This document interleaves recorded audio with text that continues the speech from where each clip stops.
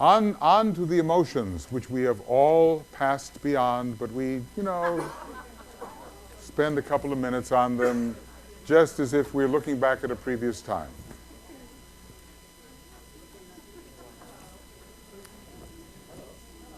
Eva? Here.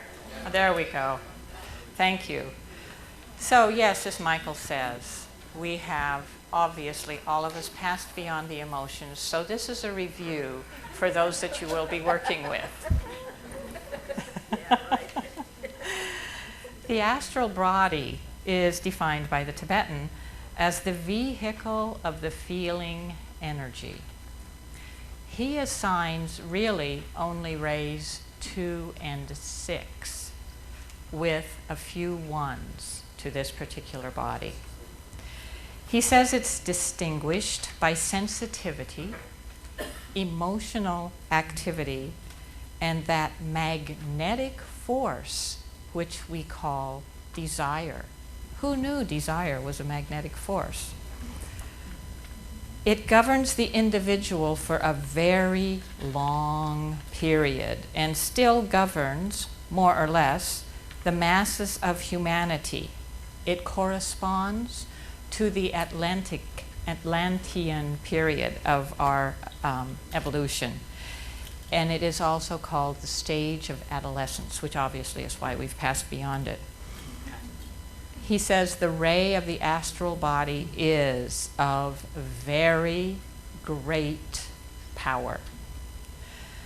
From this vehicle emanate the desires, impulses, aspirations, and those conflicts of duality which often afflict and hinder the disciple.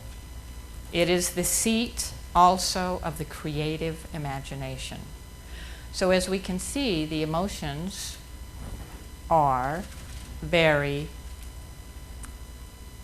contributive to our ability to live in the world. Now, I'll start with Ray 1. Ray 1, as we know, is very much like this. And this is true of the emotions in Ray 1. If you have a Ray 1 emotional body, it's going to be very much like this. It will hold itself in. It will suppress itself. It will keep the lid on. The thing about the emotional Ray 1 emotional body is that it is so powerful that even if it is suppressing and you are in its area, you will feel it. Kathy mentioned this yesterday evening. She mentioned how it is sometimes difficult to be in the presence of Ray 1 because you can feel what it's feeling. So if it's feeling lovely, you'll feel lovely. If it's feeling not so lovely, well, that's probably what you'll be feeling too. It holds in its tenseness and anxiety. You won't see the tenseness and anxiety until it explodes. It can bully, although he doesn't actually say it explodes, but it does have its own way of letting its emotional energy out. It can be a steam engine going down that track that Kathy showed yesterday on the slide. It's going down that track, it's going nowhere. So if nowhere else. So if you're in the way, you're meat, you're dead meat. Yes, exactly. Another thing that the first ray emotional body expresses is compulsion. And this can come out in bullying, which we are so much struggling with in this country, how to handle that activity. It has a deep fear of emotional attachment. It has the feeling of always being alone.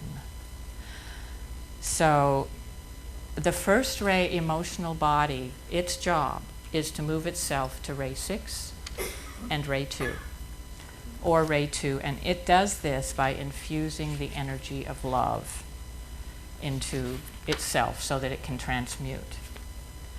So ray 2 now, ray 2 is very, very different. Ray 2 is what Heidi showed last night. this is Ray 2. This is the Ray 2 emotional body. It wants you within its field. It's gentle. Interestingly enough, it does not react to emotions. It absorbs them very slowly, very gently, very softly. And if it's a happy emotion or a good emotion that it's experiencing, joy is its experience. If it's not such a good emotion, it still absorbs it. It still takes it in slowly, gently, and it feels pain. And it works with the pain internally and transmutes it to the best of its ability. It's easy to be in contact with a Ray 2 emotional body. Its attachment comes here. It's a heart attachment. And that is expressed through empathy, compassion, protectiveness. It feels what others are feeling, which means its heart goes out to everything, to everybody. And it is the ray, second ray, comes from Jupiter. So it's always expansive. It's always inclusive. And that is the sense that you will get from this emotional body. It is not all that common, but it does exist. The ray that is all that common in emotional bodies is 6. Most of us have 6. Most of those who aren't particularly doing the work we have, one would guess probably most all of them, are 6. And it is characterized by devotion, sometimes extreme devotion, which means its emotional center, if it is a dependent devotion, its emotional center is not in the center of itself. Its emotional center is outside. It looks outside for its emotional confirmation. It's all about me. It's very personal, as someone mentioned yesterday. It is persistent in the emotional realm. If Ray 6 wants something, it says it again and again and again. And here I guess I can speak from experience because I have a Ray 6 emotional, and I can tell you that when I want something from my husband, he hears about it again and again and again ad infinitum until he's like, all right, or be quiet, I'm not doing it. It can be very intense to the extreme of being fanatic, and we know what fanaticism does. We've seen it. We see it everywhere. It is full of desire rather than love. It has a tendency to take rather than give. It has a strong attachment, but at the same time that it is strongly attached and pushy about what it wants, when it gets it, it then can be very fickle and go, don't want you anymore. And it's one-pointed in what it loves. It's not inclusive at all. It can be blindered, like the horses that you see going down the street in New York. It is limited in its emotional responsiveness. It tends to have not a lot of range when it comes to how it expresses what it wants in terms of getting what it desires from people. It kind of says the same thing over and over and over again. It's hard for it to come up with a new way of saying things, and I attest to this. It hurts my brain to come up with a new thing of saying, I want this, because it's so clear to me what I want. What is everybody's problem? That they don't get it. But I have found that if I can say it a different way, it works. And it is particularly subject to emotional glamours. It will see something that it thinks is real, that is totally in the emotional realm, and it doesn't matter if it doesn't exist, that's what's real to it. Now, the Tibetan is very, very good. He's very good about saying what to do with the emotional body. He's talking about it in terms of children, so it may not apply to us, but we can use it with other folks. He says for training the emotional body, the sense of fantasy brings the creative imagination into play, thus providing the emotional nature with constructive outlets. So fantasy. This should be balanced and motivated by the recognition of the power of right choice and the significance of higher values. Fantasy, right choice, significance of higher values. These, in turn, can be developed selflessly by a due recognition of the environing whole in which the individual has to play their part. He says, this quote is brilliant, I think, lives are changed primarily by reflection. Qualities are developed by directed, conscious thought. Characteristics are unfolded by brooding consideration. So this is a beautiful tool for the Ray 6 to move itself from that intense, focused, this is what I want, my way only, to be inclusive.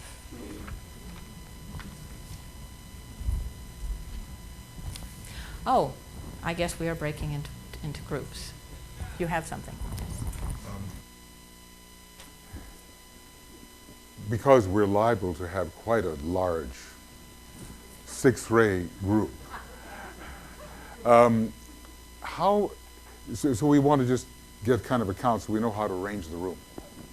How many of you feel, by the way, I did want to add about first-ray astral body, that DK says it is given to storms and tempers, which are like explosions.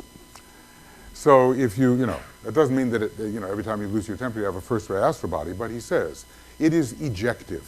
It throws things out, gets it out of your system. You have a nice catharsis all over someone else.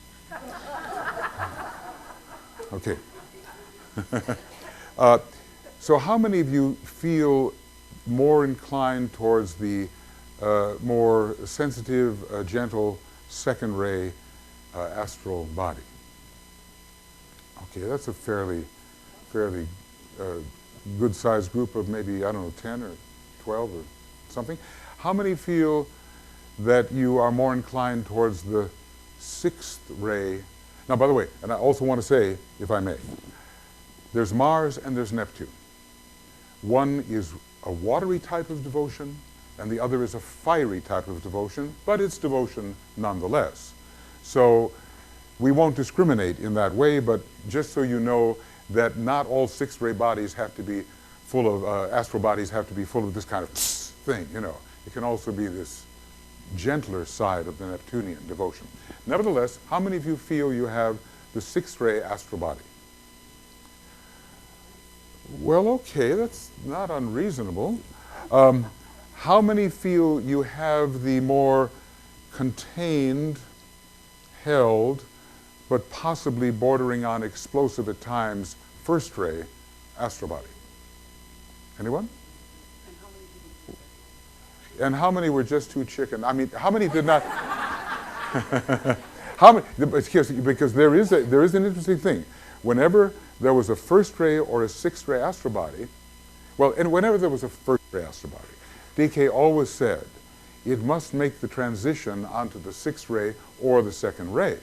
He said, it's useful for the moment, but it must make a transition. So there are transitional astral bodies, and a lot of people find, some people find, that they are making the transition from the sixth ray to the second ray, or from the first ray either to the sixth ray or the second ray.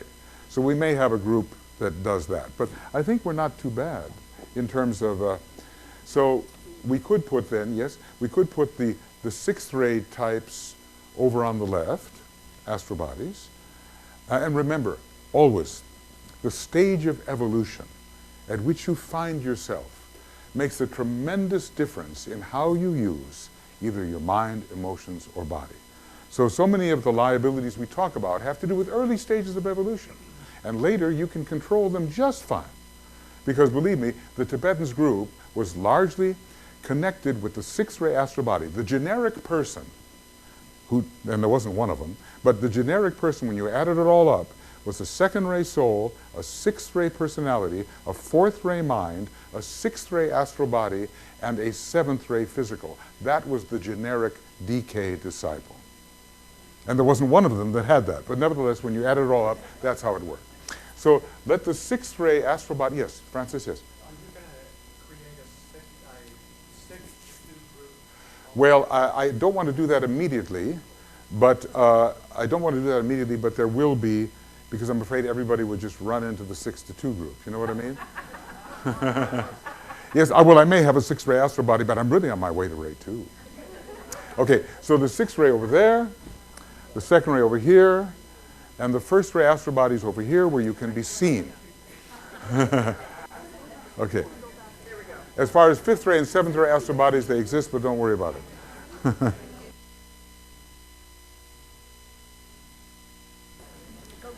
Let's see, how many of you are crossing your legs when you sit? Don't move. How many have 2 feet on the floor? That's not bad. Anybody shaking a leg? Anybody sitting up straight? Who's slouching? Wow. Anybody so stiff that if you move, you'll break?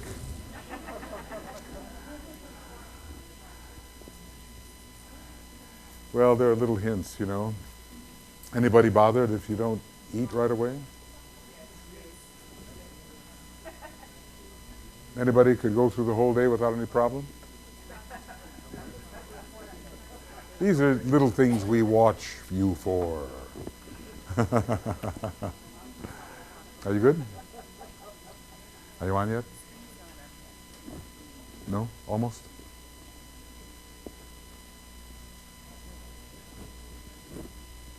No? Almost?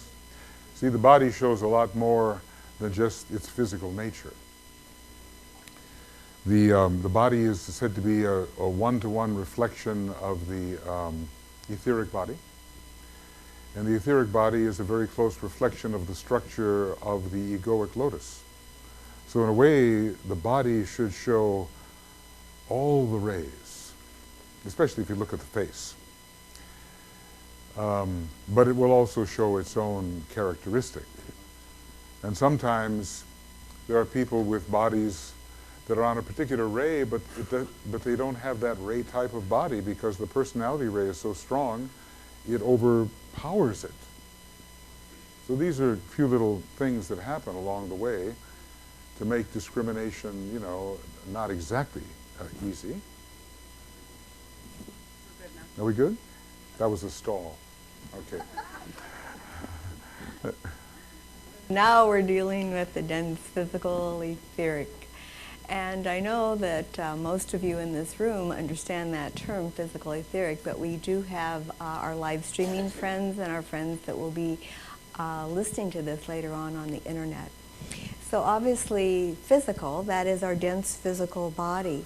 And then the wisdom teaching talks about this etheric body that interpenetrates the dense physical and vitalizes it and energizes it. And therefore we have this name, physical etheric body. And so once again, there are certain rays that are usually used to express through the dense physical etheric body. And that is, or they are rather, the rays 3 and 7. These are the most common. Sometimes ray 1, and very, very rarely ray 6. And so we'll look at the physical etheric bodies through morphology, the shape and structure, the vital energy level, and then behavior and movement. So that's what Michael was looking at. He was looking at how you're sitting and how you're moving, and which gives us facilitators clues as to the energy you express. But also, as you look at yourself or you look at your neighbor or friend, you know, you see if how you're sitting, standing, and holding yourself. And so these are all clues to the energy that you carry.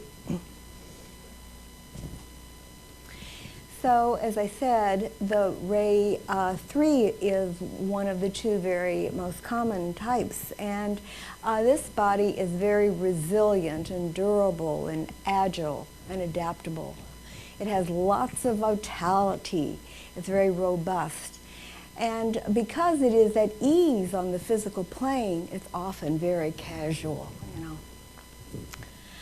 This body may need movement, and it can be a little restless. So think about your body and how you live and move in the world. So let's see, we talked about a lot of these things already. One thing that I check in with my friends on is this vitality level, because this durable body is almost like the Energizer body. At the end of a social event at night, they'll be the ones out there on the dance floor while others are kind of collapsed and they're tuckered out. So the energy level is very high, and therefore this is a body that travels well. And it doesn't need to take along its pillow and its this is and that. It's not delicate or especially sensitive to pain. The physical body or the physical environment doesn't bother it that much. But it also means then that it's not as sensitive to the environment and the ethers as a seventh ray body is. It's physically comfortable, as we said, therefore a casual body, and it has the mesomorphic, that's just fine, the muscular or sturdy or strong, active kind of a frame. So that's the third ray, physical, etheric body. So the next one that's very common is the seventh ray, and this is a graceful, refined, trainable body. You see how I'm trying to be graceful and refined and so forth. Trainable body. This is a body that has its habits and its routines. And so it has a great sensitivity to the physical etheric plane, but on the other hand, it can be oversensitive to it. And it has this lack of resilience and vitality. We've said a lot of these things, the refined, graceful body. Michael and I were noticing that when Eva Marie was presenting, there was just this grace and loveliness and you know, poise, yes, poising and so forth as she presented. Again, routines and cycles and so forth are so important to this body. The etheric sensitivity once again. The body is kind of a combination. It can be, it's a blend of the meso-ecto forms. So we can't just say, oh, if it's a big person, you know, that they're this, or if it's a little person, they're that. You have to look a little bit more deeply. So this is a blend of that. And then it is inclined to use hands. And why? Because it relates to the seventh ray, and the hands are used so often in healing as we heal the etheric physical body, and in this way of construction and expressiveness. So how you use your hands is sometimes a clue. Okay, so that was the seventh ray, and so you can kind of take in whether you think you have seventh ray physical etheric. Then we have this first ray physical etheric that's strong, hardy, bony, thick-skinned. Has physical intensity like you might expect from the first ray. There can be a tightness, a stiffness, and awkwardness. This is not a touchy-feely body. Kind of electric at times. You want to give them a hug and you kind of vibrate.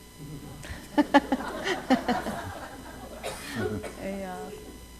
So because it does have the first ray, it's strong and intense. It's got great endurance because it will just force itself to do things. kind of a curious thing about it, because it's not so caught up with the feeling on nature. This body sometimes doesn't feel pain, and it can come up with bumps and bruises and whatever, and it's not quite sure how it got all that. There can be kind of a stiffness and awkwardness. Sometimes this body spills things or bumps into things. It can be lanky and ectomorphic, and yet, you know, we see this in basketball players that can be very effective on the court. Okay, so that is the first ray, physical etheric. How many people have that? Maybe 8? 8 people out of the group, or something like that, was it? There were a fair number in DK's group that had that first ray physical body. Interesting. So this is the type that is very rare, and the sixth ray physical etheric. In fact, some of the things we're saying are a little speculative, but you know, we dare to go and speculate, of course. There's really 2 types of this type of a body. The Martian body, which would have this physical tenacity and fiery, persistent quality to it. And then the Neptunian body that's more watery and tends to be towards this fullness or obesity. And because with this sixth ray influence, this body can be more responsive to astral currents and desires.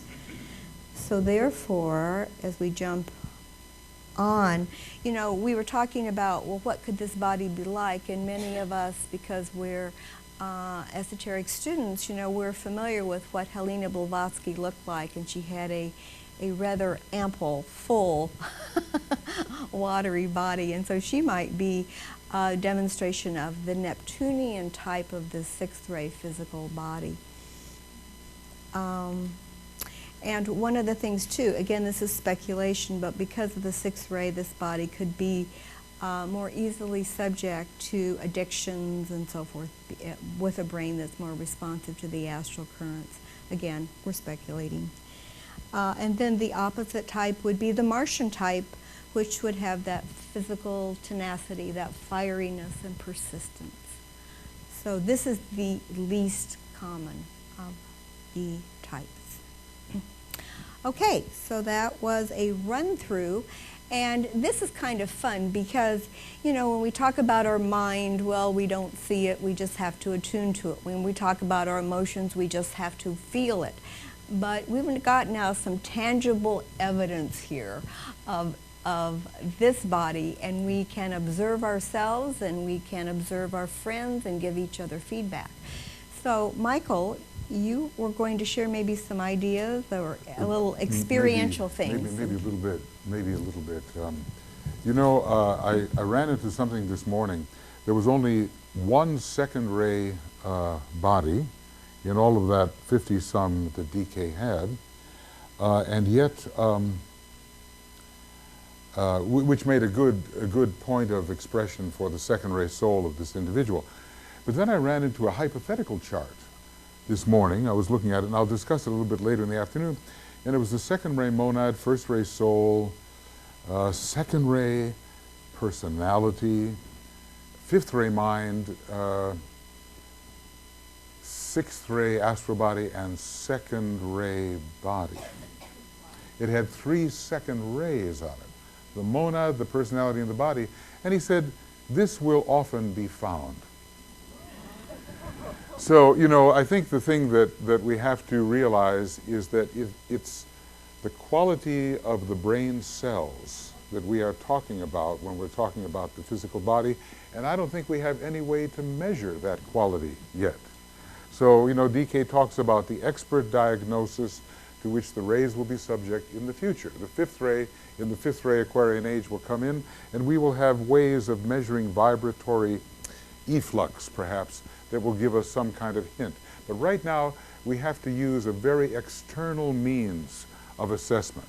You know, like rapid speech, rapid action for the third ray, and, you know, poise and a kind of a compactness and a kind of a stillness for the seventh ray body. But at the same time, other rays can come in and modify the whole thing. Like when I was talking about this guy, he was a Taurus, and, you know, he had a really strong physical body. And DK said, well, it's very clear that your body is not of the usual third-ray type. It's not of the third-ray type at all. Your first-ray personality has made such an impress on your body that it's more of a first-ray type. So we have to keep the interplay going. Now, how many of you feel that you definitely have a seventh-ray body?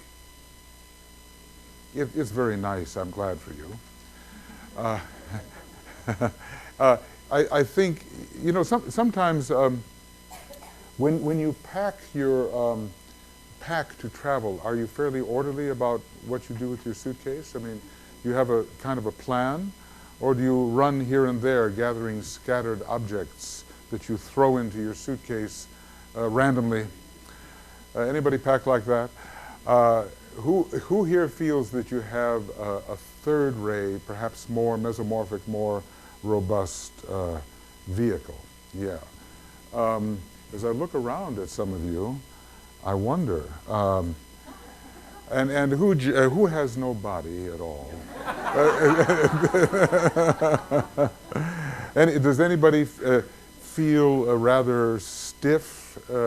You know, a bit unbending, a bit electrically charged, you know, a body that has kind of an innate repulsion, don't touch me type of body? Anybody? On a good day, a bad day, I mean, any? No one? How about that walking out into traffic body, regardless of, we used to work at the Lucis Trust together, and I was always amazed how it didn't make any difference what cars were coming, Kathy would just walk right out in the traffic, you know. I felt that the car would have gotten the worst of it. But, you know, there is some kind of electric current connected with that, and it's not necessarily that all six-ray bodies have to be especially squishy, but I think there is, you know, when you have Pisces and some of the water signs, it's possible that there's a very close relationship between the astral plane and, you know, slipping out of the body should be quite easy for the 6-6. There were two 6-6s. There was a lady who was a second-ray soul. She was a 2-6-5-6-6. Imagine, 2-6-5-6-6. She had Cancer rising. And there was another guy who was a first-ray soul, and he was a 1-3-3-6-6.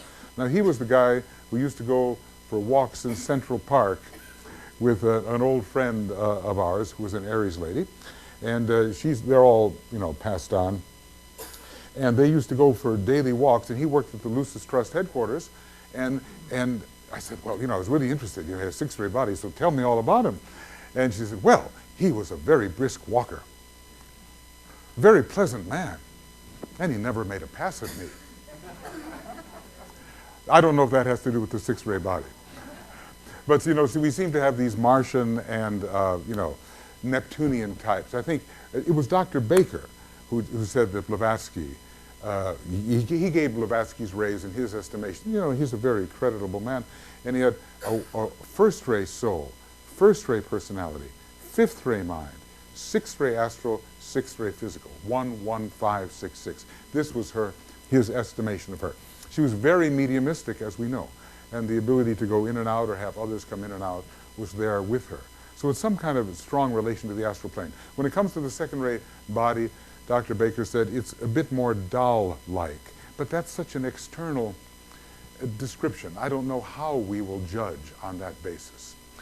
So I'm just kind of looking around here. You know, how do you walk? What's your walk in life? What's your walk in life? Would anybody like to come up here and walk for us, just in circles? You know, just kind of walk, you know. Come on, someone want to walk? Come on, come walk, come walk. Let's just see what we see. Let's see what we see. Let's walk, come on. You know, find your own pace. You want to walk? Anybody want to? Come on, Eva, you walk. Eva?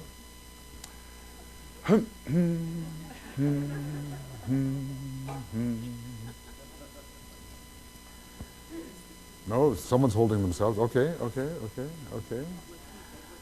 Yeah. Anybody moving too slow for someone else? Herb, I don't know what that is. That's interesting.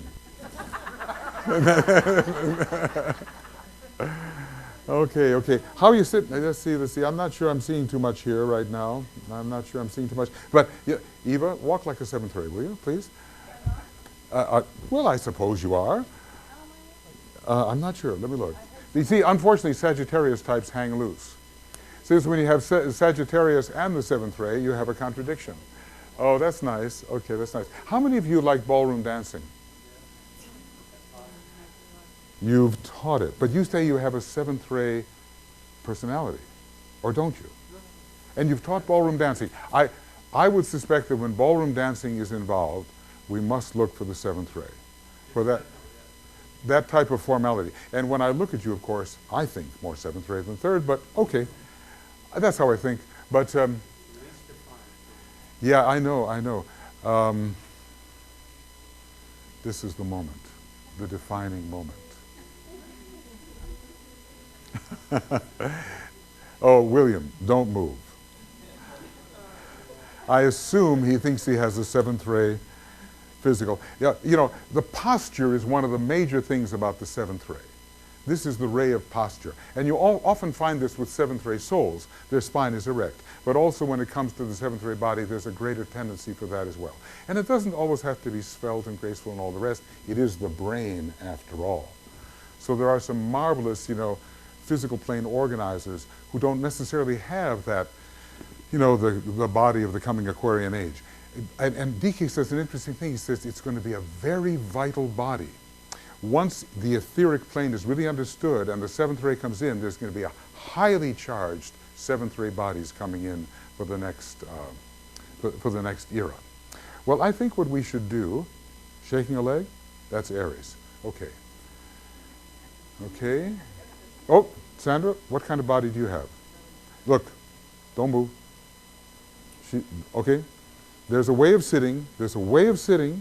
Where the energy around it is composed. When you see people moving their fingers like this, okay, this kind of thing, yeah. When you see, when they spread their fingers, then suspect the third ray. You see, usually the seventh ray is more compact in every way. So they are conservative of their energy, whereas the third ray is more a distributor of energy, you know, and you don't get the sense of the same kind of coordination. Now, if you're fourth ray, you can act any type. See what I mean? You can pretend to be, you know. But it's different from really being. Pretending is different from really being. Yes? Impose Indeed. its energy onto a third ray physical. This is the way it goes. The monad imposes on the mind, the soul imposes on the emotional, and the personality imposes its quality on the physical nature. So all the way down, it's going to have that personality coloring. And you have to be so, what can I say, so discerning of the different overlays of quality. And this is not something we learn in a day. We have to observe a lot of people and just see how the blend seems to work. So I think we can get ourselves, yes, dear? Can we get ourselves? Okay, let's have the third ray bodies over here, seventh ray bodies over here, and first ray bodies over here. Let's go, quick. And if you move too slow, you have a seventh ray body. Yes. Seven, I forgot. A third ray over there. Seven over here. Did I just reverse it? Third over there, seventh over here, sorry. First over here.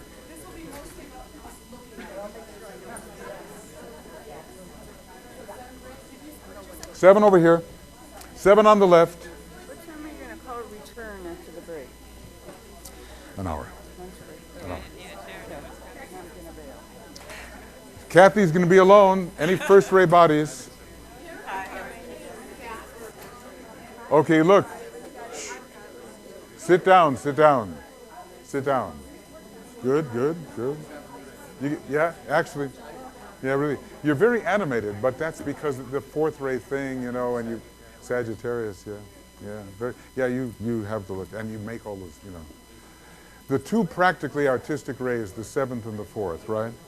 Sit down, sit down. It is not yet time for lunch. You know, as a matter of fact, shh, you are not going to eat Until we know our weight. we're going to be 40 minutes off schedule eating today. Now, who cares about that? I just want to know, because if you really, really care about that, go over there to 7. I partially joke, but there is this rhythm in the body. It's a lunar thing, and of course Taurian people always like to eat, so they don't count. But when your body is quite used to having certain rhythms and so forth, and I think Lawson, you raised your hand conspicuously. Yes, you did. Lawson don't you have sort of a 9 o'clock fade out time? Yeah, something like that. The body just stops at a certain point and does not admit to being driven further. Force quit, is that it? So look, as I say, ascertaining the ray is not yet ours with exact precision, okay? But we can collect the evidence. That's important. Now look, we're going to get into the personality now. We probably won't be able to finish the personality before we're forced to eat, but then we will come back and we will finish off the personality. And of course, finding the way to discriminate between personality and mind is often a very interesting issue, because the personality elemental is focused on the 4th subplane of the mental plane. And therefore, you have a mental focus and a personality focus, which is also mental. The discrimination, well, Eva will tell us about it. And then we'll have some little pre-lunch dramas for you. Okay? All right.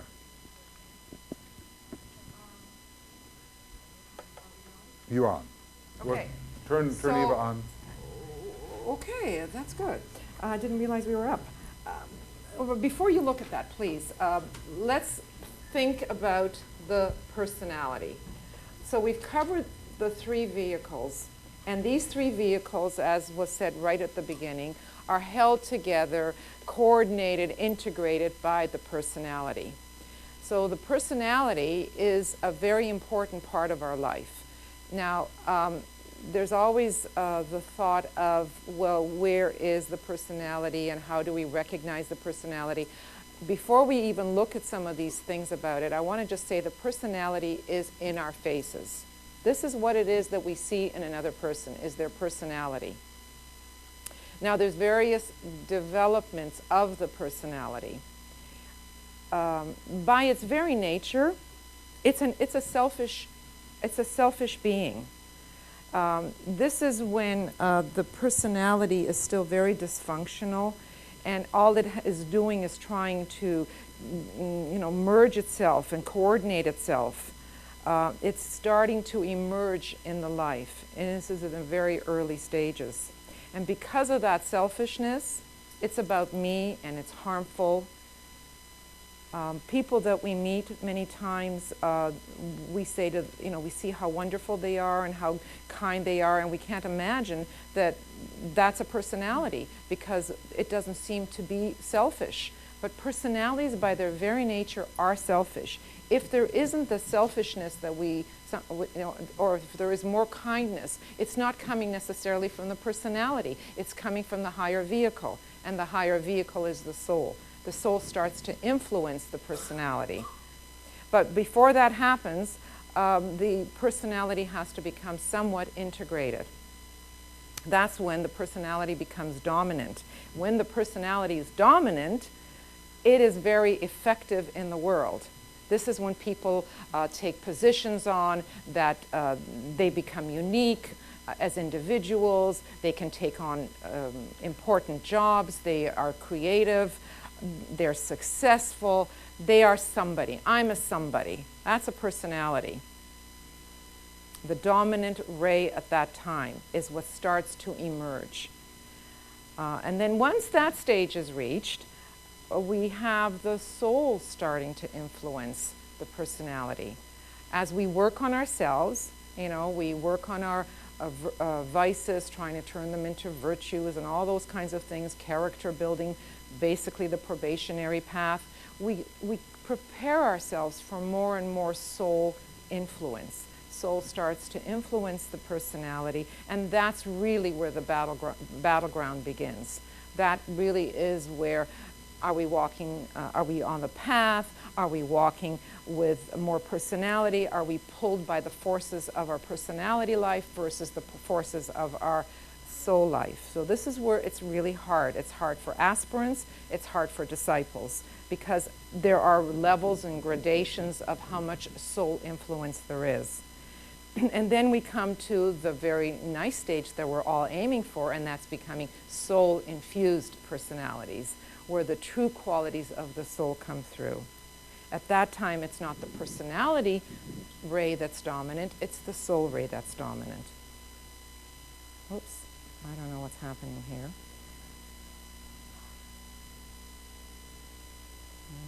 Okay. So just listing the differences here between what the personality is versus what the soul is. Personality by its very nature is materialistic, while the soul is spiritual. The personality is the result, and the soul is causative. Personality hides who we truly are. What we are is not the personality. The personality is merely a form. It is a mask of what our true nature is. It's truly the peeling away of the onion to get to the jewel that's inside. That is the soul. So the soul is the true actor, the true essential being.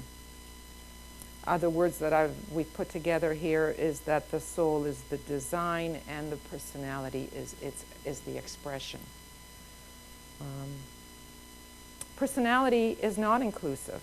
It's the soul that's inclusive, irrespective of what ray it's on. Soul is inclusive. That's what soul does. Soul is about the relating process. It is about the other and the self. And the soul is altruistic, while the personality, as I said, is very selfish. Group consciousness versus self-consciousness. Let's see if I've got this right here. Yeah. So this is just saying things in a slightly different way. Going back to the early stages, the personality is harmful. It's still identified with form. It's the average person. The probationary path is already quite a few incarnations till you get to that point of being on the probationary path, of being already working on character. And, you know, at the early stages, we are identified with our personalities. I'm sure most of you are not anymore. Now you're identified with soul, right? So we find ourselves in the middle here, where we are still identified with personality, but the soul has been influencing our life. And so there is this, as you can see, you know, where along this path are we? Greater and greater self-awareness starts to develop, and more infusion of soul, which leads, of course, to more and more service.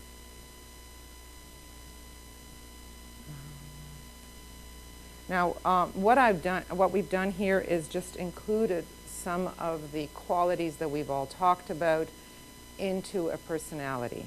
I don't know if we need to go over all of that. It's just we're going to be, you know, breaking out in groups. We can do this within the groups of which we're going to find ourselves a part of. But basically, the qualities that we've all talked about can be on the personality expression. Now, remember, energy simply is. Energy is not good, and energy is not bad. It's how we use the energy that puts a slant on it, good or bad. So within the ray, there's always what we call positive qualities versus negative, or strengths versus weaknesses. And the first ray personality, that would be some of the strengths there on the left. You see the positive, the plus sign above that. And then on the other side, you see the negative or the minus sign. And each ray we've worked through, I mean, they go right up to 7. But if we're going to break out in groups, we can have that in front of us and we can look at the characteristics then. See, there we go, right through to the 7. So I think that's it. We can move on. Computer on here. We're going to have a few little dramas for you. However, you are sitting on the chair of the soul. I obviously don't belong here. What we need is the chair of the monad for Keith. Yes, this is the throne. All right, so anyway, yeah, we can put it right out there. That's fine. Now, I just want to point out that there are some areas when things are charted. I'm going to be right in the middle, please. Oh, I see what you mean. Okay, good. Take a look at this. We want to discriminate between soul and personality, just in a general sense. So Eva has given us the foundation for this, and there are 3 stages in which a man's life is charted. The 3rd stage is the following: the chart of a man's expression at that peculiar moment of determining crisis when the soul and personality are at war. When the battle for reorientation is at its highest and the aspirant knows it, he knows that upon the issue of that battle much depends. He is Arjuna upon the field of Kurukshetra. He's not yet the accepted disciple. So our little dramas are going to take place around that time, maybe a little bit before that time, when the personality has to become aware of the soul and resists and fights the soul. It is in the contrast between the tendency of that elemental that we call the personality, which drives all of the received energies below the diaphragm. That's what a personality does. It drives those energies right down into the lower centers, and that contrast with that which seeks to elevate the energies. I want to just go to an important place here, and you'll find this useful, and keep this in mind, please. It's on Esoteric Psychology, page 335, I believe. And it gives you, oh, here's the expert diagnosis thing that I'm constantly talking about, you know, for some future life. And it tells you how to discriminate between personality tendency and soul tendency by a change that occurs in your life. Okay, now in these little dramas, I'm going to be a generic soul.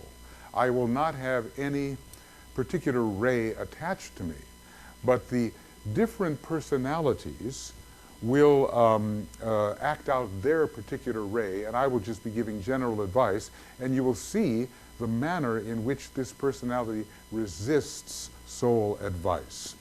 So he gives a couple of very good examples here. He says the soul ray will be capable of expert diagnosis, both rays will, from certain physical and psychical characteristics which indicate the quality of the higher nature of the person concerned. In your body is your soul. Even the physical characteristics will indicate what the soul ray may be. Okay, and also through a study of the type of a man's group affiliations as they begin to appear on the physical plane. This is the 3 ways of discriminating the soul. Now, and here comes the contrast that I think is very important. A man who, being through personality predilection a creative artist, let us say on the 4th ray, suddenly takes a deep and profound interest in mathematics of a certain kind, might be inferred to be coming under the influence of a 2nd ray soul. A new quality comes in, the divine geometer takes over, and the quality of creative art gives way to this interest in the mathematics of the whole. Here's another one. Or a man whose whole personality was definitely upon the 6th ray of fanatical idealism or devotion to an object of his idealism, and who had functioned during life as a religious devotee, who then switched the center of his life interest into scientific investigation, might be therefore responding to a 5th ray soul impression. And it is in these contrasts between the tendencies of life that you can discriminate between what is of the soul and what is of the personality. Now we're going to dramatize a couple of things here, And wait a second, is this someone else? Oh, this is me. All right.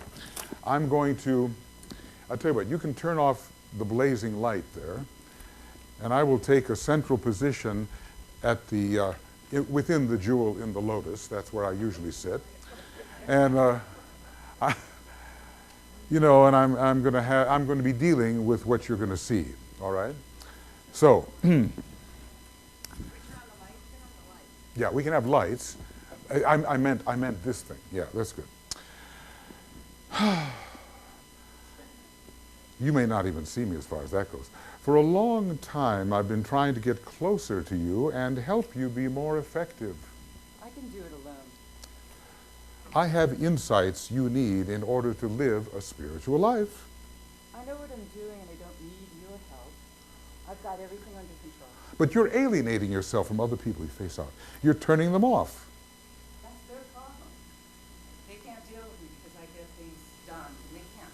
You need other people. That's your opinion. I'm strong enough to stand alone.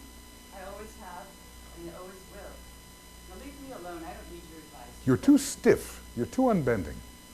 I call it firmness. You're too stubborn for your own good. I call it will. This conversation's useless. I'll talk to you when you're ready to see things my way. Obviously, I'm going to have a hard time getting through here. Well, you see what is the problem, and obviously you can see the ray as well, can't you? This particular personality has not much use for the soul. I can handle it myself, So, in other words, the sense of pride is what rejects the inner voice. This go it alone, the false strength, is really related to kind of fear. It's pride of ego, They don't want to get into relationship with others, so they are the one who stands alone, and they have to be broken oftentimes in order to begin to listen. Especially the first ray soul, standing on the cross and saying, it's what is it called? The light that shocks. They see all that they've destroyed and they're humiliated by that, by what has happened. They realize how badly they've done, so they take their stand on the cross and they try to recover feeling, and be with others as well. So can anybody relate to this kind of rugged independence which doesn't need the cooperation of the soul, the voice of the soul? I'll handle it myself. I don't need you, including other coworkers. Here, give it to me. I know what to do. Oh no, I can't take time to teach you. I'll do it myself. This kind of thing. Yeah. Okay.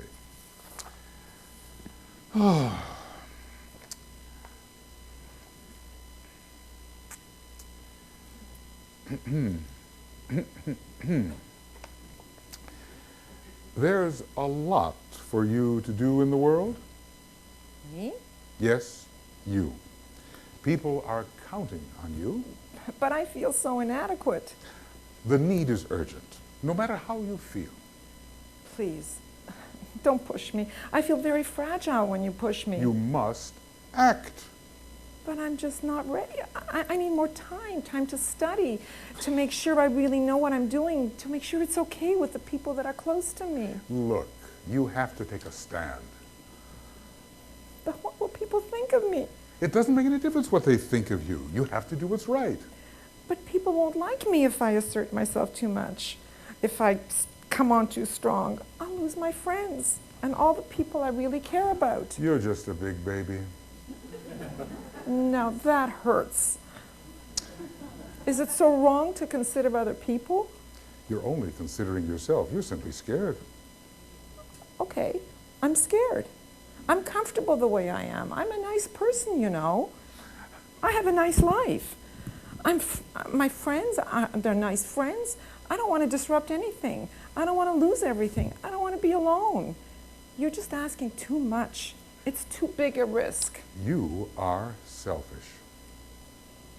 Is it wrong to want to enjoy life, to have a little fun, to be with the people that I love? It's wrong to be weak and ineffective. Look, you go off and save the world if you want to. Nothing I can do will make any difference. I'm just one little person, and I'm going to lie low and take it easy.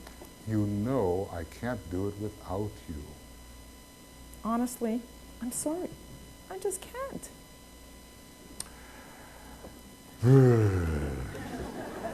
I'm so frustrated.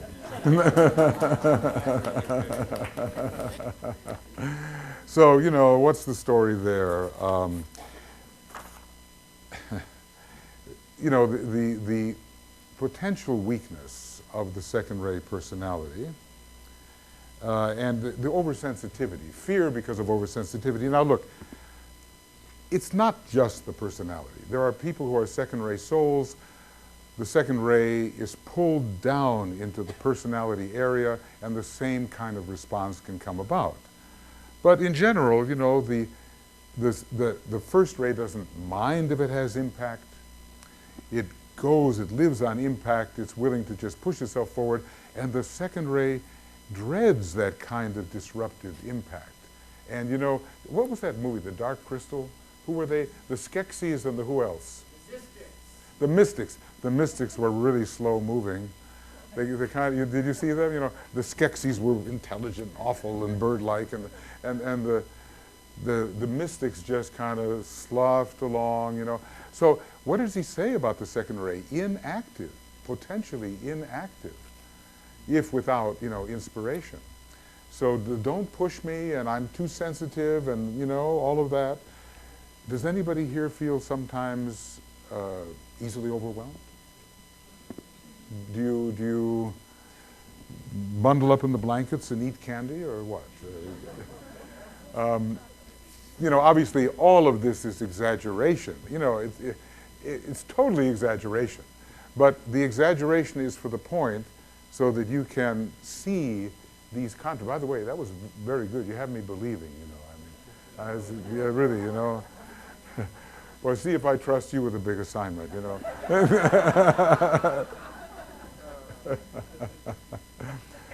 Yeah, okay, so second ray, right?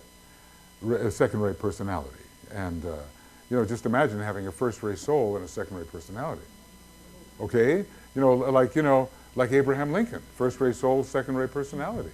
Here he's got to hold the whole union together, and he says, look, you know, he says to the people around him, his cabinet says, please keep them away from me. You know I will give in to anything they ask. Huh?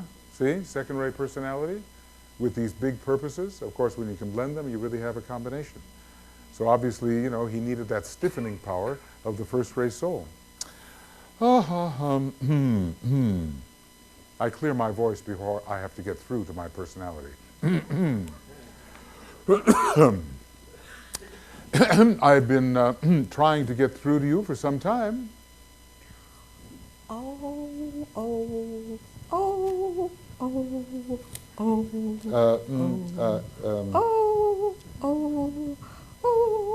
on the phone, and I have important things to do, and yes, I will be there tonight, and it's going to be Look, wonderful. You know, you're a very hard person to get in touch with here.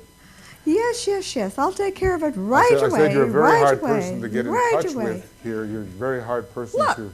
can we talk another time? I'm a little busy here right now. You're always busy. Okay. Goodbye. Oh, so much to do and so little time to do it. Hey. Oh. Look. You're wasting a lot of energy here. Can't we have a little talk here? Oh, brother. Oh. Well, I have things I have to do, and I'm getting ready to leave. And I have 10 things I need to do. Where are you going? Where are you going? Well, look. I'm looking. I have an appointment. Look, can we make an appointment? I mean, you know, we've tried to make appointments before. You've broken every appointment we've ever made. Well, sorry about that. I have a lot on my mind. Many things to do, important things to do, and so do you ever sit later. Do you ever sit down? Do you ever sit still? Well, no. Are you kidding? I have things that I need to do. Okay.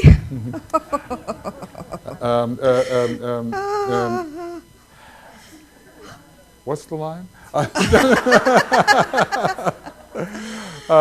Are you looking for something? Are you looking for something? Have you forgotten something? I did forget my thing. Oh, Yes, you did, because you always forget your thing. Yes, yes, yes. Well, I forgot this important thing Hello? that I need. Yes, Hello yes, down yes, there. Yes, yes.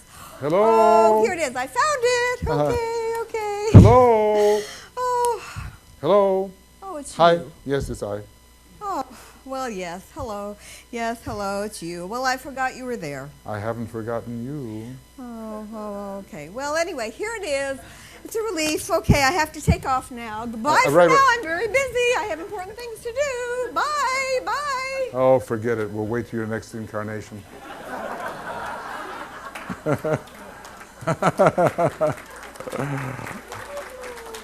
Of course, Libby having a lot of seventh ray, a little bit of it got into the act. Did you notice? Did you notice? We cannot help but be who we are. Okay, a good combination of the seventh and third, but mostly third ray, you know. To occupy. What is that glamour? The glamour of being busy. That's like one of the number one things there in the glamour book. So a glamour of preoccupation and having all of these many, many, many, many things so that the one doesn't come through at all. So can anybody, of course, we live in a busy time. We're on a third-rate planet, you know, and things are speeding up, so we're all busy, right? But does anybody feel you're deflecting the voice of the soul through preoccupation and busyness? Now, I have to say something. The majority of personalities in the world at this time, quote unquote, are on what rays, do you think? And? 3 and 6. The majority of personalities in the world at this time are on the third ray and the sixth ray, quote unquote. So, you know, don't discount the third or sixth ray, because the probability is, for most people, that, you know, they're going to have those rays. Well, so,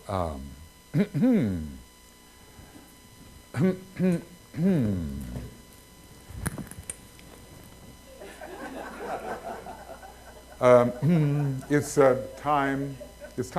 time for you to be more active in service. Now? Oh God, impossible. Can't you see what I'm going through?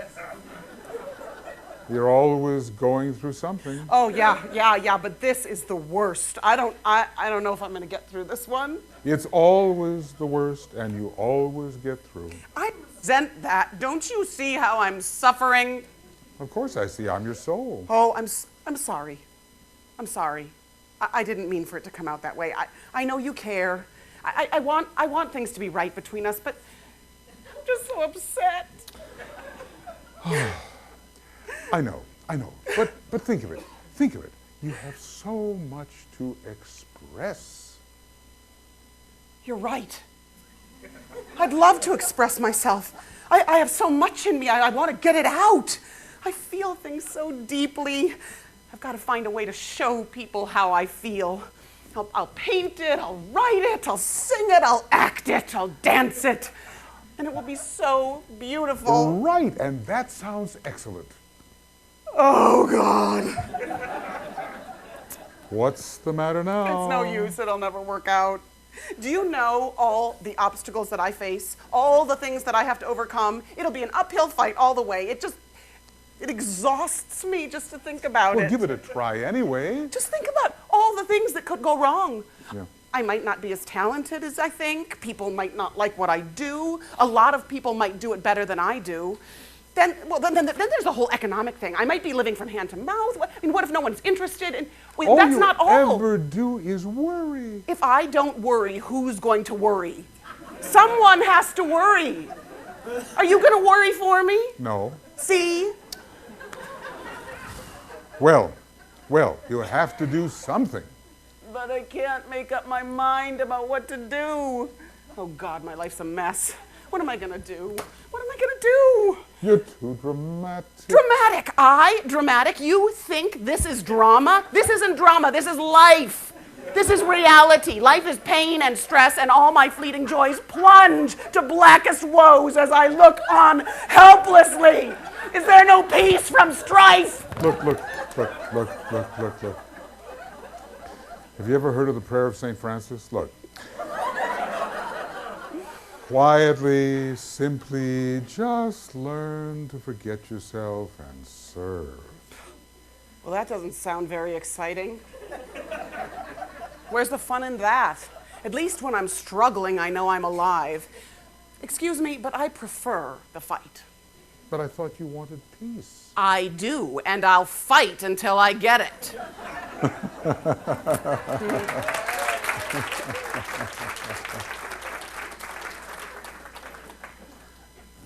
Well, you know, the human condition. The drama goes on, and, you know, the troubles. And he even talked about countries that make trouble with other countries, and they have a lot of Ray 4. And when you looked, even at World War II, every one of the Axis powers had either a Ray 4 soul or a Ray 4 personality. So that was obviously the lower part of the Ray 4. And there's so much turmoil that obviously the still small voice of the soul cannot be heard. Can anyone relate to this? Okay, yes, I think so, Peter. I've always felt so, you know. And so nobody dares to relate to this? What's the fourth ray of courage? Is there anybody just half a hand up, you know, anybody? Can it be that we have a group with no Ray 4 personalities? Okay, yeah, you can relate. I think, yes, I can see that. You understand that if your life is fairly serene, you would really have lived onto the higher part of the fourth ray and are busy harmonizing everything. There's two parts of this ray. One is conflict, one is harmony. So harmony through conflict, in a way, the lower part of the ray. Harmony, beauty, and art, the higher part of the ray. Okay, and usually somewhere in between we find ourselves, right? So I know you're trying to size it up and see where you belong, right? Lawson, you're deliberate now, Lawson. Lawson has been, you know, when he first chose that Ray 1 personality, I was aghast. I knew it was a Ray 4 personality and a Ray 1 mind, but then I gave up. You know, and the years have worn on, you know, and is it so? But now I don't know what to think, you know, anymore. Well, that quality of simplicity, I admit, you know, you really have that. All right, so you know, now believe me, you know, one of these 7 rays is your personality ray. So don't remain aloof for too long. All right.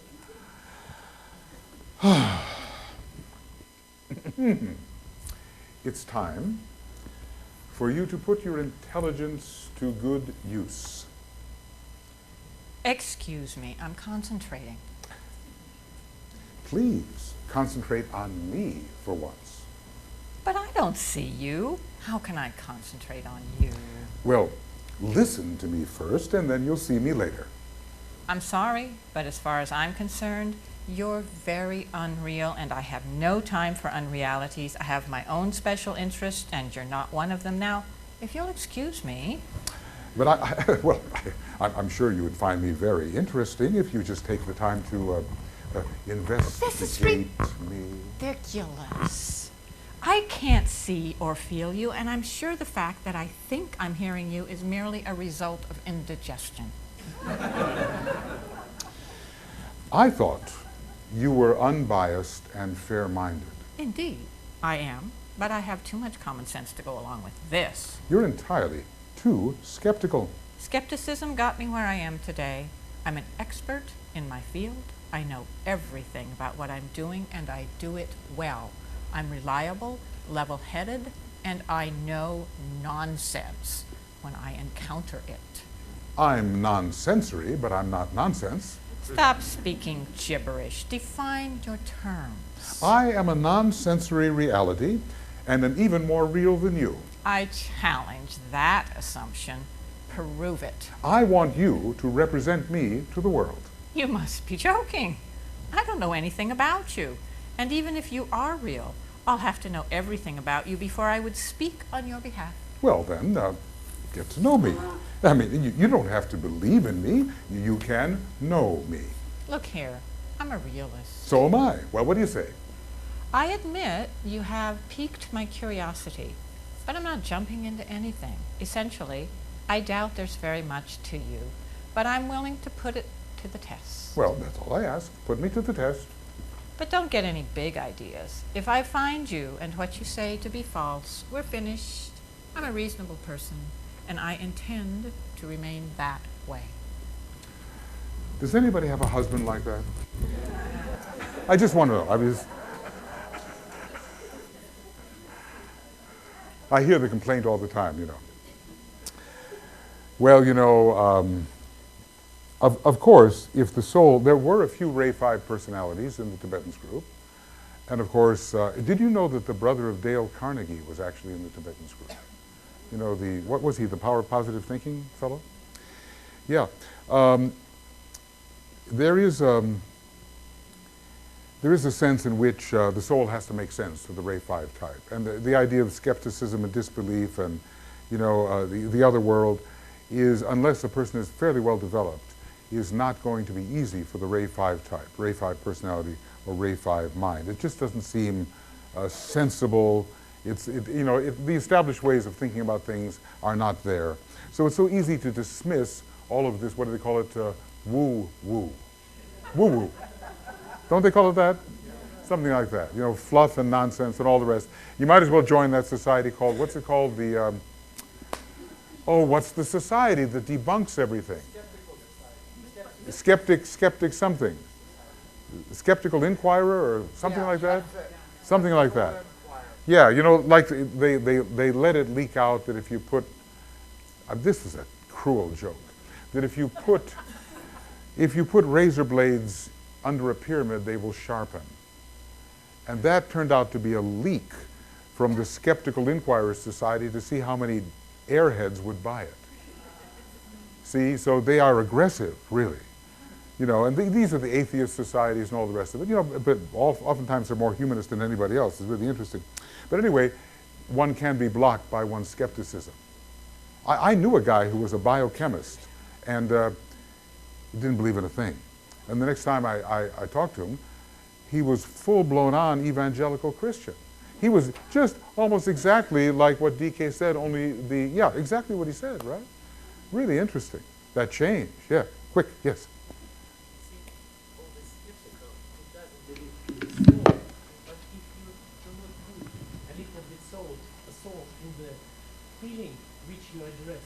They immediately find this. Yes, okay. Okay, we're good. Look, it's almost time for lunch. We're good, we're going to make it. We're going to make it. So look, there's not so many Ray 5 personalities in this type, but there are some, you know, and maybe they're a little bit on the drier side, perhaps. And, you know, he says it dislikes flattery and full of common sense and fairly upright and principled and so forth. Very unlike what you're going to see now. Okay. Now I see it. It's what I've wanted all along. Look how wonderful, how beautiful. Oh, I'm going for that. Hello? Nothing's going to stop me. Hello down there. Hello down there. This is the best yet. I love it. I love it. Oh, I could follow this path for the rest of my life. I said, hello down there. What? The path is over there. You were following that path. Who are you? That was the path. I'm your soul. Can't you see? I've got my eye on the goal. At last I've found what I've been looking for all my life. But there's something even more important to do that I want you to do. More important than this? Yes? Nothing is more important than this. Stop bothering me. Can't you see I'm committed? All right, I'll wait for a while. Aw. What's the matter? Aw. What's the matter? I don't know. It isn't what I thought. Disappointed? I thought this was it. It seemed like it. It seemed so wonderful, so complete, so fulfilling, like everything I ever wanted, and now... That's what I've been trying to tell you. Now, I have a vision for you, but you've been too busy chasing after your own. Now, perhaps we can begin to start working together. Well, I suppose so. Now, just pull up a chair and we'll sit down together and we'll have a little discussion about... Wait, now I see it. It's what I've wanted all along. Look, look how wonderful. Oh, how beautiful. Oh, I'm going for that. Nothing can stop me. This is really it. This time it's really it. Nothing can stop me. Nothing can All stop me. this Nothing can seems stop me. vaguely familiar. This is the best yet. I love it. Oh, I could follow this path for the rest of my life. I'm sorry, but I simply have to say something here. Dream You are chasing the after... impossible dream, to fight the unbeatable foe, to dare with one's last ounce of courage, to run when the brave dare not go. Okay, Don. Look, you're a hopeless idealist. This is my quest, to follow that star, no matter how hopeless, no matter how far. You're too intense. I'm committed. You're too serious. I'm totally committed. Listen to me. Listen to me. Don't try to stop me. But you've been through this so many times. Every time you think you found it, it all ends in disappointment. Try my way for once. No, this time it's the real thing. Oh! Come back! I'm gone! Come back! That's an understatement. Anyway. Well, okay. I mean, it doesn't make the sixth ray look so appealing, perhaps. But, you know, this idea of errant idealism, you know, like, I've got my own direction, and it's not thy way, but my way be trodden, you know. So, you know, you run off in your own direction. It's like a fish. You know, you're fishing, almost got the fish into the boat, and then whoosh, they run with the line again, off in various directions, until they just get tired out. And what do they say? The opening dimmed its light, a shutter seemed to close, and the followers stumbled in the dark, that kind of thing. And finally, you know, you hang there, there's nothing below, before, behind, above, and nothing is. Finally, you get tired of it all. And then a voice comes to the heart and says, okay, listen to this word. And finally, there's no place else to run, see. So has anybody, look, you remember that book called The Last 5 Lives of Annie Besant? There's a book. It's not about reincarnation. It's about her last 5 lives in this life. Right? So she was some kind of, you know, she was the mother at home, and then she was the Fabian, the social idealist. She was several things, one after another. Had a real race 6 personality, I think. She went into one thing full bore after another. Have you gone into anything full bore and then awakened disillusioned, ever? Anybody? Yeah? Really, this is it, this is it, this is it, only to say, huh, sometimes he grasped the thing, he gathered to his arms that which he desired, and found it not. Sometimes he reached the person whom he loved, and found, instead of vision beauty, another person like himself. Right? Resonate to that one, huh? Okay. So anyway, that's the 6th ray personality. And remember, the 3rd ray and the 6th ray, there's a great number of them in personalities according to DK. Anybody feel a special resonance with this? I do. I'm kind of transiting myself. It's okay to be 6th ray. Okay, I tell you, I get a lot of non-commitment out here. Okay, but by the afternoon, everyone's the 7th ray personality. It's the ray of the New Age, of course. Okay, all right. Let's see if there's...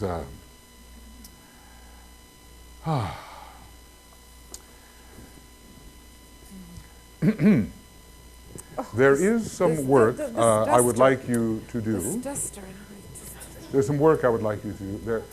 There is some work I would like you to do. I love work, but I have plenty to do on my own. Thank you. The work that I have in mind for you will help many, and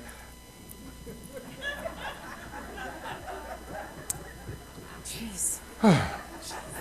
you are well equipped to do it. That's very thoughtful of you, but my life is already very, very well organized. Thank you very much, and I can't fill another thing into it. But look, you're paying far too much attention to 1,001 things which really, they don't matter. Who's going to take care of the details if I don't?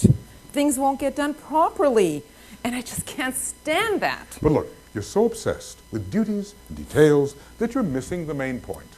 And what is the main point? The cultivation of your inner life. not the perfect management of your endless schedules, routines, observances, on and on.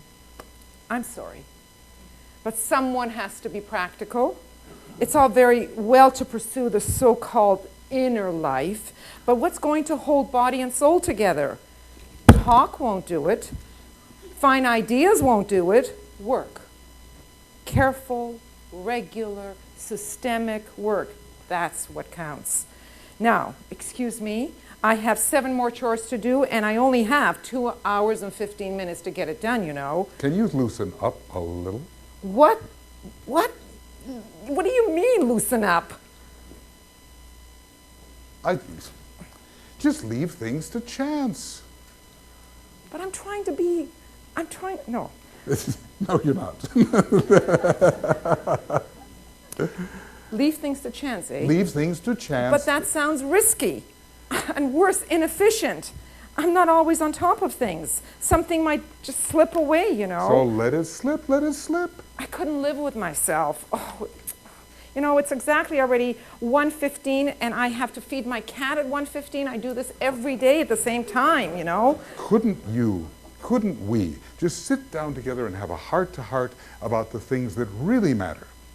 Much as I'd like to, I simply can't.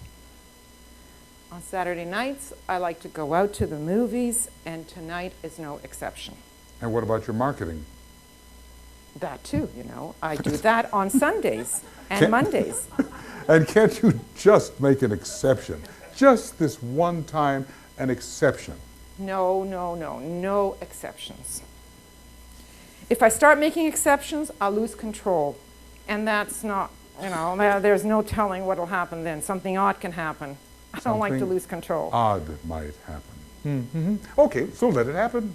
Look, I'm a normal person, leading a normal life, and that's the way I like it. Now, if you'll excuse me, I have to straighten the picture frames that are all messed up over there, you know. Right. Oh, frustration, frustration. What I think, you know, we've seen that sometimes the soul just can't get scheduled in, if you know what I mean. Although I have known some 7th rate people. I had a friend, I still have a friend. He's a member of the board of the Lucis Trust, and he has not missed a morning of meditation in 30 years. He's a 7th rate personality, and he just upholds this thing, you know. Amazing, isn't it, you know. So, I've discovered also that with the papers that are due in the various schools I've been involved in, it's the 7th rate personalities that produce the papers in a regular manner, and they don't, they will keep them coming. This is not the case with the 4th rate personalities.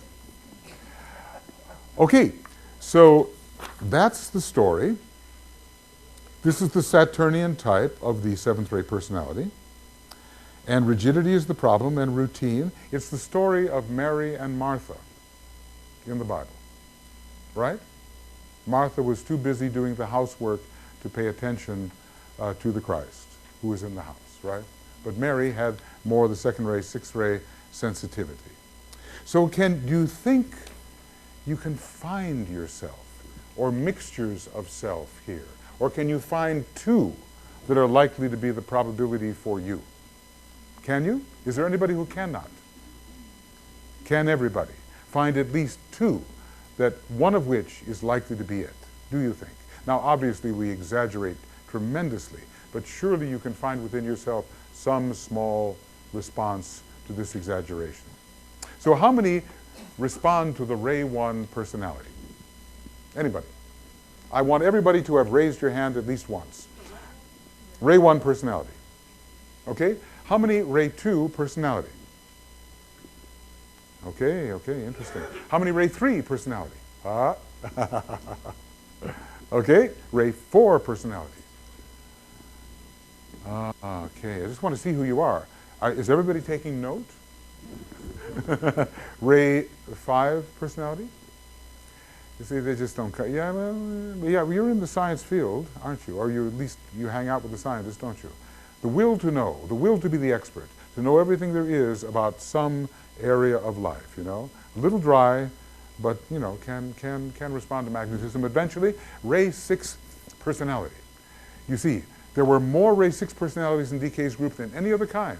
Why should you be an exception? Ray 7 personality. Ah, that seems to be popular. Very good. Now it's time for announcements.